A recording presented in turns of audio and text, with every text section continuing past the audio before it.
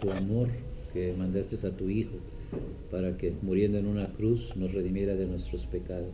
Gracias por la oportunidad que nos has dado de conocerte, de tener este libro para aprender de él, Señor, lo que tú has dejado escrito en él.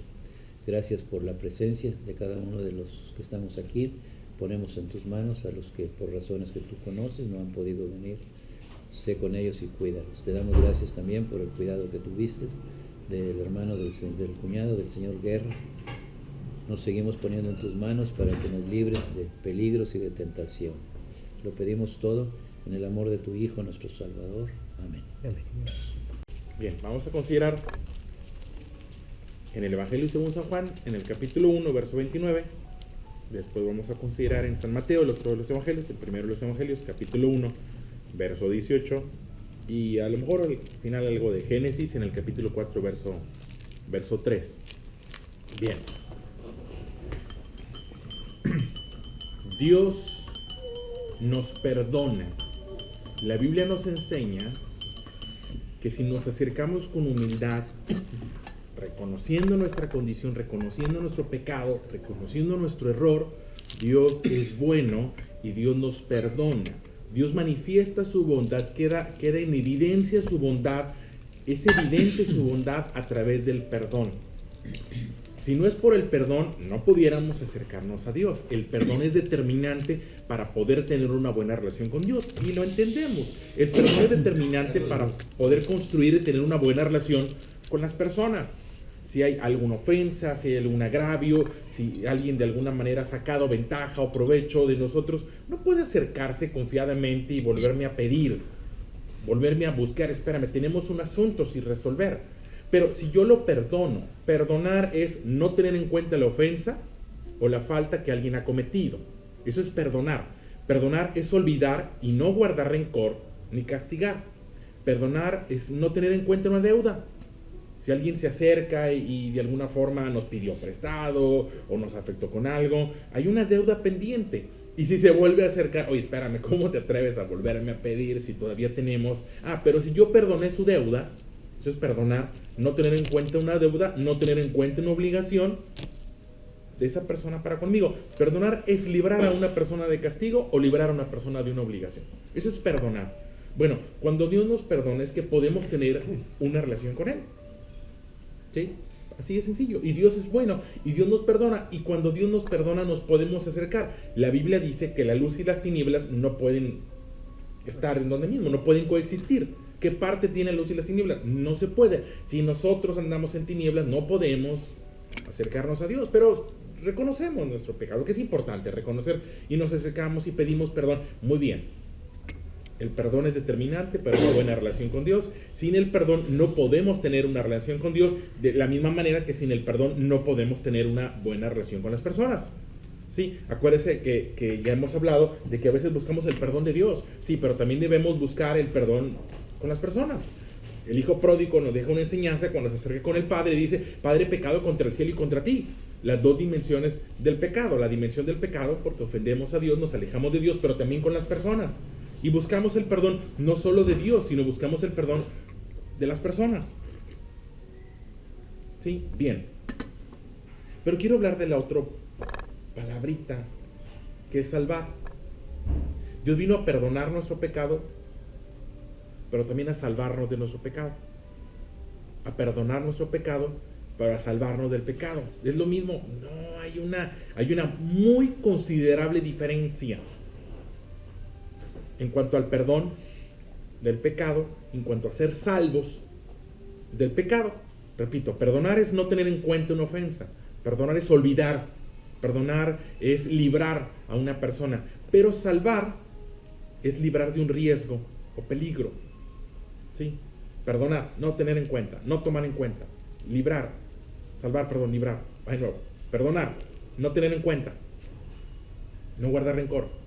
Salvar, librar de un riesgo, librar de un peligro, evitar un inconveniente, evitar una dificultad. Eso es salvar. San Juan capítulo 1 verso 29, cuando presentan al Señor Jesús, dice: al siguiente día vio Juan a Jesús que venía a él y dijo: he aquí el Cordero de Dios que quita el pecado del mundo. He aquí el Cordero de Dios que quita el pecado. Dios perdona nuestro pecado, pero el Señor Jesús viene y se presenta y nos invita y nos anima a quitar el pecado de nuestra vida. No sé si logramos ver la diferencia. Me perdona, me pasaste por alto. Bien, pero ¿qué de quitar el pecado? Y el Señor Jesús, ¿cómo nos quita el pecado? A través de la enseñanza, y si vemos la vida del Señor Jesús, el Señor Jesús enseñó. Uno de los sobrenombres que se le daba es de rabí, maestro. Porque a través de la enseñanza y la puesta en práctica de la enseñanza es que somos librados del pecado. Mira, otra expresión, en Mateo capítulo 1, verso de 18, el nacimiento del Señor Jesús. Dice, el nacimiento del Señor Jesucristo, Mateo 1, 18. El nacimiento de Jesucristo fue así: estando desposada María su madre con José, antes que se juntase, se halló que había concebido del Espíritu Santo. José su marido, como era justo y no quería infamarla, quiso dejarla secretamente. Y pensando él esto, aquí un ángel del Señor le apareció en sueños y le dijo: José, hijo de David, no temas recibir a María tu mujer, porque lo que en ella es engendrado del Espíritu Santo es. Y dará a luz un hijo y llamará su nombre Jesús, porque él salvará a su pueblo de sus pecados. Todo esto aconteció para que se cumpliese lo dicho por el Señor por medio del profeta, cuando dijo: aquí una virgen concebirá y dará a luz un hijo y llamará su nombre Manuel, que traducido es Dios con nosotros. Despertando José del sueño, hizo como el ángel del Señor le había mandado y recibió a su mujer, pero no la conoció hasta el día que dio a luz su hijo primogénito y le puso por nombre Jesús. Y una vez más esa expresión: porque él salvará a su pueblo de su pecado. Esto es, pudiéramos de pronto conformarnos con vivir en la dimensión del perdón. Dios me perdona, Dios me perdona, Dios me perdona. Sí, pero ¿en qué momento vamos a transitar por el camino del no pecar? Porque se puede vivir sin pecar. Ya sé que nos hemos acostumbrado, sí, pero te repito, se puede vivir sin pecado. Habrá nuevos errores. ¿A qué me refiero? A que de pronto hay una práctica que caemos y reincidimos. Y perdemos de vista que cuando tenemos una relación con Dios, Dios nos lleva a librarnos del pecado, a no caer en ese pecado. Tal vez habrá errores nuevos, sin duda, pero no reincidir en lo mismo, porque se vuelve un círculo vicioso. Me equivoco, me acerco, me perdonan. Me equivoco, me acerco, me perdonan. Me equivoco, me acerco, me perdonan. Me equivoco. Oye, ¿cuándo vas a dejar de equivocarte? Porque eso es lo que nos aleja al final. A lo mejor, no sé si me aleja de Dios, pero sí de las personas. Yo fallo con mi esposa y, bueno, pero Dios me perdona. ¿Y tu esposa? Yo fallo con mis hijos. Bueno, Dios me perdona. ¿Y tus hijos? Cuando tenemos una relación con Dios, a través del Señor, de la vida, muerte, resurrección del Señor Jesucristo, es que podemos caer en esto. No solamente vivir en la dimensión del perdón, sino vivir en esa dimensión en la cual Dios quita nuestro pecado. Dios nos salva del pecado. Te repito, perdonar es no tener en cuenta una falta. Olvidar o no guardar rencor por una falta. Pero salvar es librar de un riesgo. Eso es salvar. Salvar es evitar un inconveniente, evitar una dificultad. Que eso no ocurra, que el pecado no ocurra, que la falta no ocurra, que no se dé. Por eso el Señor Jesús, cuando llega y les habla de la dimensión del pecado en la mente, dice: oíste que fue dicho que no adulteres, pero yo te digo que si con tu mente estás adulterando. Porque Jesús nos invita y nos anima a trabajar en el pensamiento, donde gesta, donde surge el pecado, donde se da el error. Ahí empieza en la mente y luego se materializa. Dice: no, espérame, es en la mente donde tienes que pelear para que no ocurra, para que no suceda. La Biblia cuenta una historia de cómo Dios se anticipa. Génesis capítulo 4, verso 3. Una historia la hemos considerado. Dice Génesis capítulo 4: aconteció andando el tiempo que Caín trajo del fruto de la tierra una ofrenda a Jehová. Y Abel trajo también de los primogénitos de sus ovejas, de lo más gordo de ellas. Y miró Jehová con agrado a Abel y a su ofrenda, pero no miró con agrado a Caín y a la ofrenda suya. Y se ensañó Caín en gran manera y decayó su semblante. Entonces Jehová dijo a Caín: ¿por qué te has ensañado y por qué ha decaído tu semblante?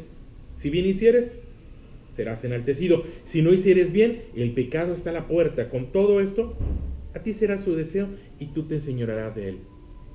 Vemos un Dios que se anticipa, un Dios que busca librarnos del pecado, que busca salvarnos del pecado. Sí, nos va a perdonar, sí, porque Dios es bueno y porque en su naturaleza está perdonar.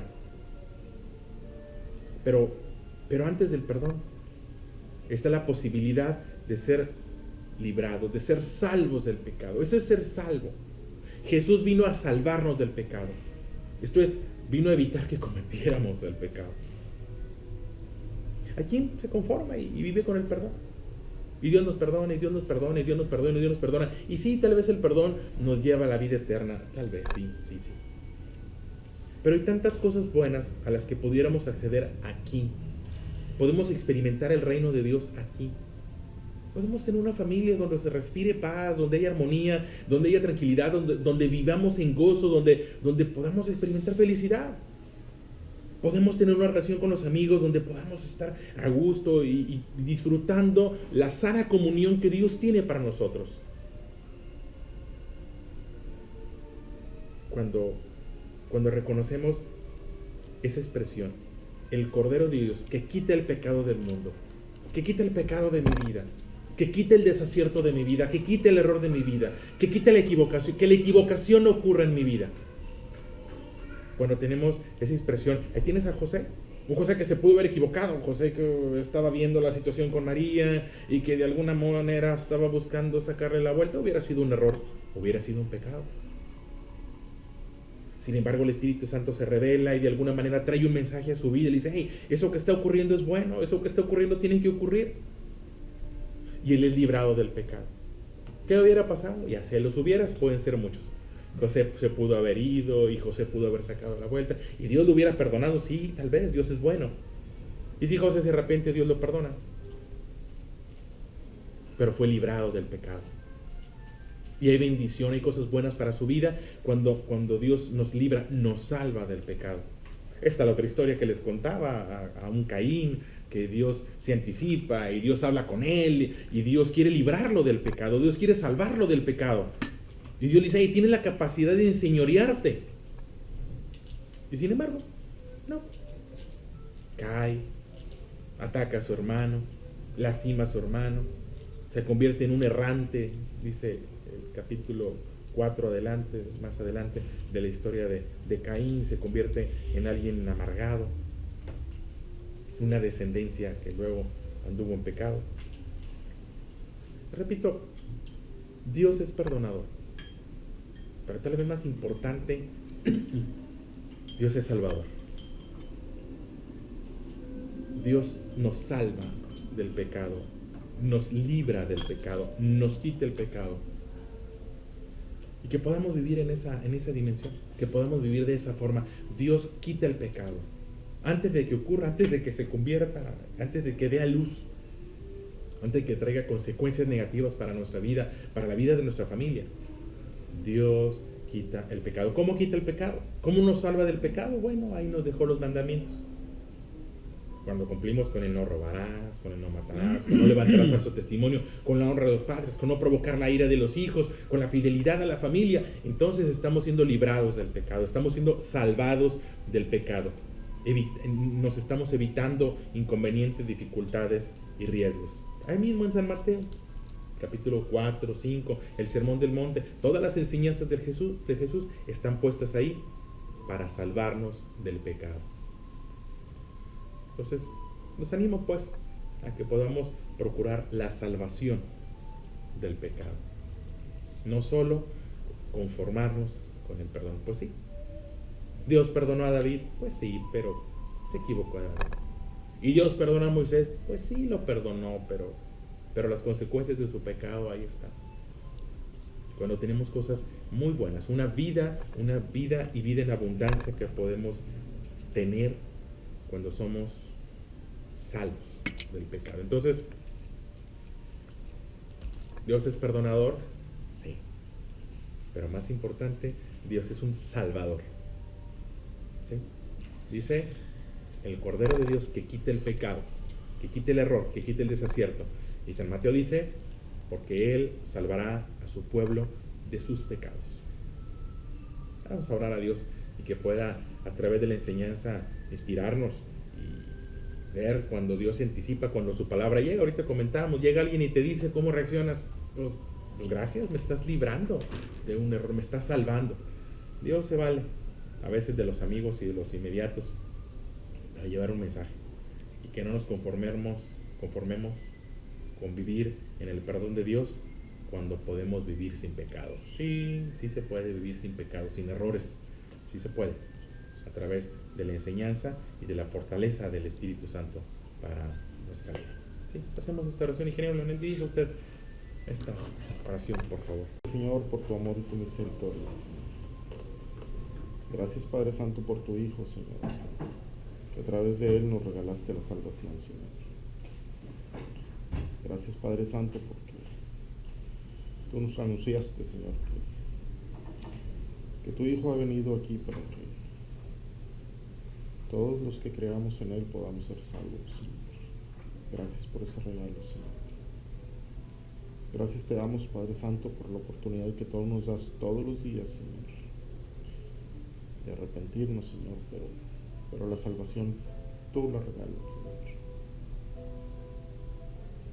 Gracias, Padre Santo, por ser fiel y misericordioso con nosotros, por tener piedad, Señor, con nosotros.